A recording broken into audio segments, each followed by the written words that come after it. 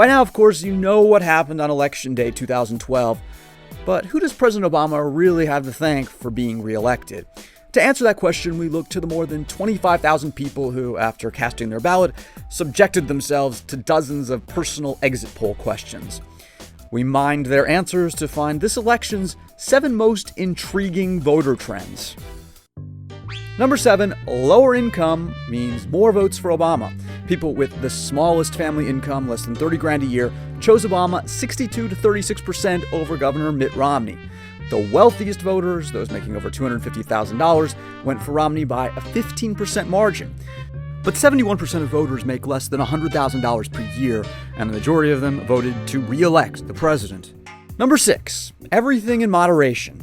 This is interesting. While more American voters call themselves Democrats, 37% compared to 33% who declare themselves Republicans, while 30% are independent, only 24% of voters accept the liberal label. 35% say they are conservative, and a whopping 40% say they're moderate.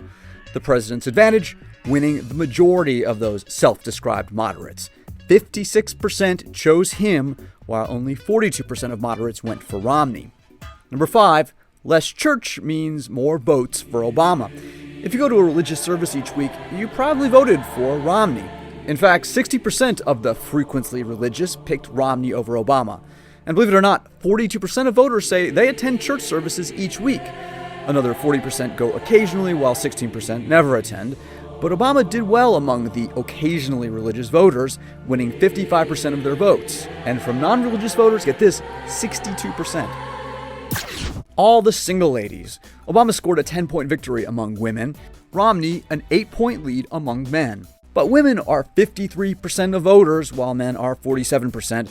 And here's where it gets really interesting. Single voters, regardless of gender, were strongly in Obama's corner, 62 to 35%.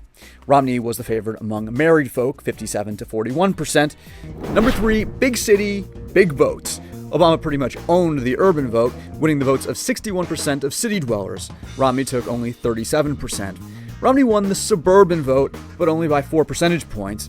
He did, however, manage to win big with the rural vote, 59 to 39%. But only 21% of Americans live in small towns. Number 2, the youth vote. 18 to 29-year-olds were Obama's biggest proponents, choosing him by 59% compared to Romney's 37%. What's really remarkable, though, is Obama managed to get more young people to the polls in this election as compared to 2008. This time, 18 to 29-year-olds were 19% of voters. In 2008, they were only 18%. And the number 1 most intriguing voter trend that helped the president's re-election, the Hispanic vote. Latinos love Obama. 69% of Hispanic or Latino voters chose Obama over Romney, who got just 30% of their vote. Both groups combined to decimate Romney's advantage with white voters, who picked Romney 59% to Obama's 39%. And looking ahead to 2016, Republicans have to consider this trend line. In 1994, Hispanic voters were just 5% of the voting public. This year, they accounted for 10%, a number that's only going up, making them the number 1 most intriguing voting trend that future presidential hopefuls will have to contend with on the road to the White House. Jason Bellini, The Wall Street Journal, New York.